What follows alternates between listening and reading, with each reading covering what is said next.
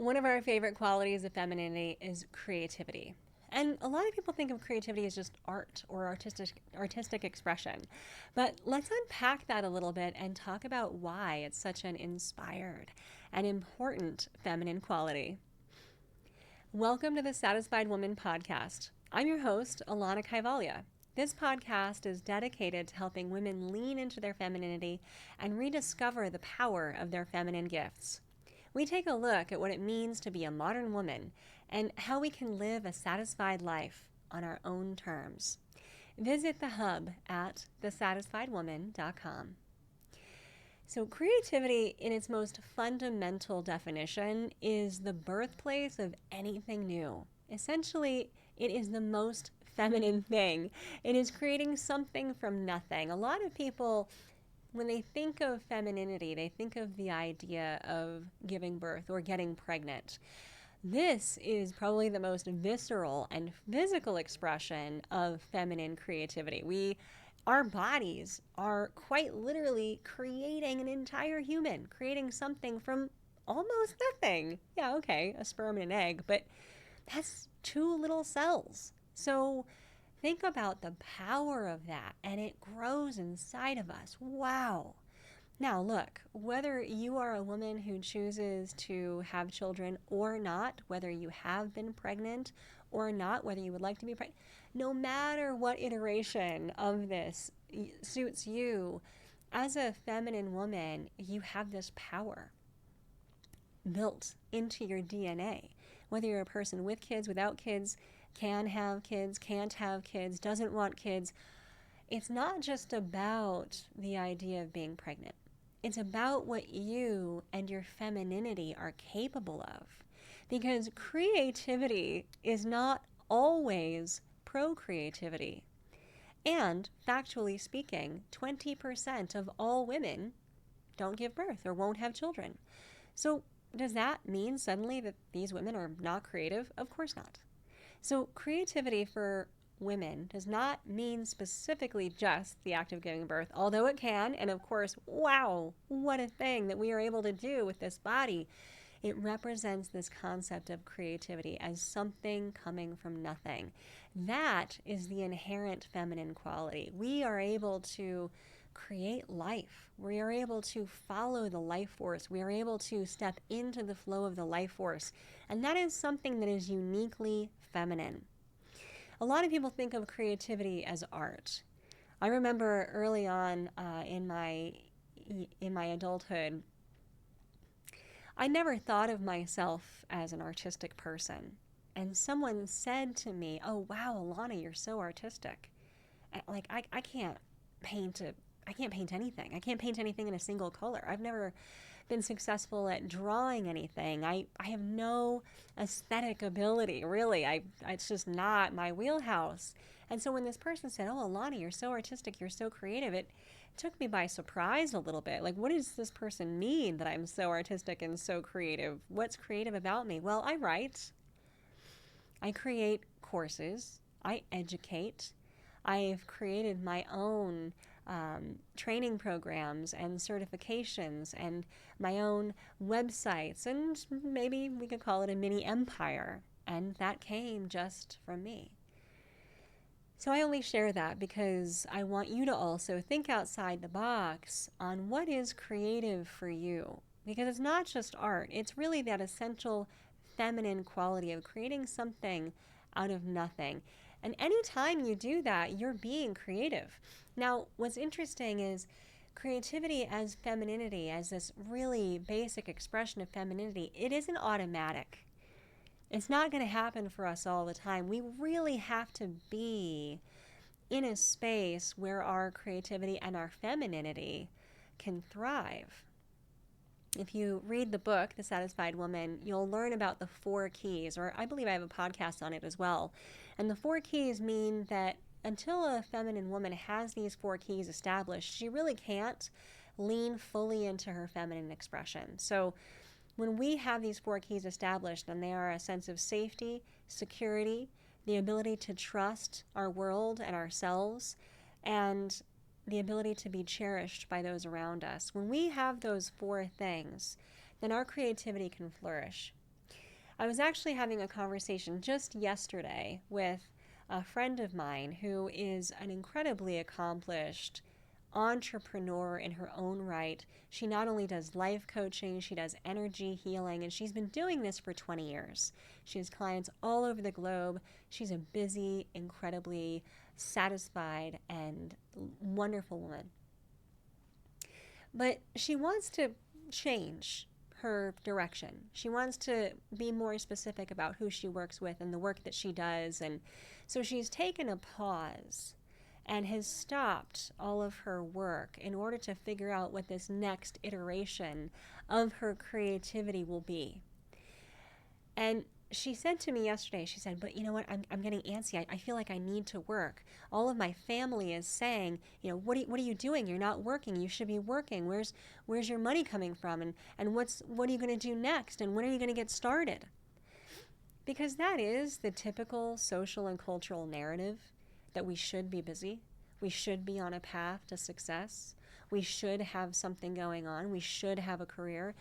But please, we've got to stop shoulding ourselves. Enough is enough. So I said to her, look, it is a luxury, I understand, but you have the luxury of taking a pause and not pressuring yourself into what's next, into working. With this incredible gift that you have of this pause and the ability to just stop for a minute, that's where your creativity will flourish. Anytime the feminine is under pressure, creativity will be jammed. Anytime the feminine is feeling burnt out or ravaged, creativity will be jammed. Creativity cannot happen under these circumstances. Creativity can also not happen if we are holding on to the masculine paradigm too much, if we're donning the mask of the masculine. We have to be in our femininity. We have to have the space to be receptive to whatever creative thing is going to be coming from within us. That space for receptivity cannot be pressure-filled. It has to be expansive. Now, I said this a minute ago, but it is these days a luxury to have this kind of space, to be in this creative place. We're all capable of it, especially those on the feminine polarity.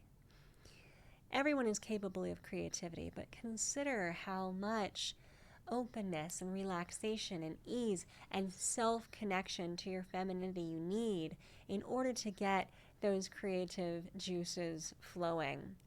So when we have that space, when we are in our femininity, we might think to ourselves, well, what is it that we do to cultivate creativity? How do we get there? Because all of us is creative, and boy, oh boy, I sure would love to see what it is that you create. I sure would love to see what your femininity brings forth for the world. So in order for you to get into that creative space and unleash your own creative expression, the first thing you need to do is connect to your femininity. And the best way to do that is to really tap in to your intuition and your emotions. Your emotions are going to be that internal guide or litmus test for how you're doing, if things feel right, if you're surrounded by the right people. Your intuition is going to be that internal kick for yes or no, the decision making, the pathway that you're on. Having that confidence in your intuition and your emotions is critical. It's critical for creativity. It's honestly critical for you as a feminine woman.